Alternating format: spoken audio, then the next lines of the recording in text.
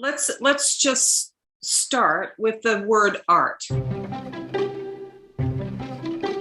I think that is the most problematic thing of it for most people. So I like to use the word image so that when I go enter the space where I'm going to make something, I don't want to have ahead of me, this has got to be presentable, it's got to be for sale, it's got to be, somebody's got to like it. If I'm thinking all the time about the end product or what you're going to think of this, then I'm not here, I'm not right here in the moment, and I'm not with myself.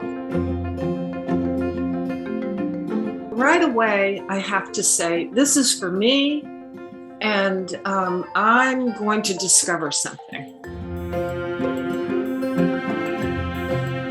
I'll just say something about scribbles, which is, it's the first mark we make as a child. So it's the most unique, basic image, actually, that we have within us. Making images is a way to discover things about ourselves. So this, as a spiritual process, is a process of discovery.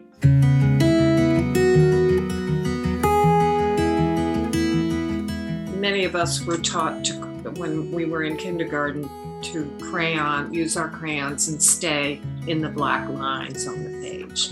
So I'm saying take the crayon and take it off the edge of the page, and if you've drawn some lines in there, you don't have to fill in. You don't have to fill in at all. You don't have to do anything with it.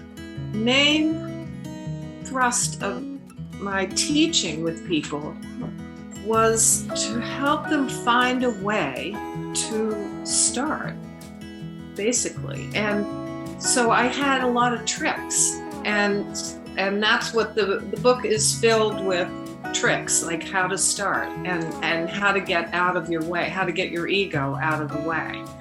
And I knew that there were so many people who wanted that, so that's why I wrote the book. Simple as that.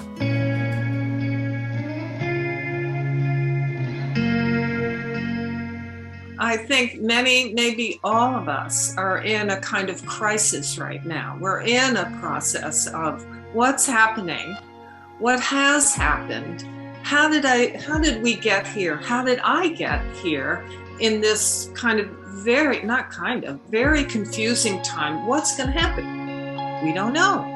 What I find for myself is I can easily get depressed or just feel kind of blah or low.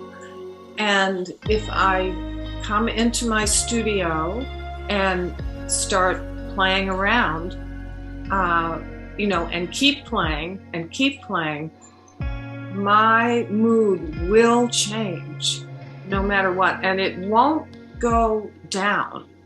Because even if I decide I'm going to do an image of my depression, and I do a very gray and black and image, even so, I get the image and I see myself and I say, okay, that's it for now.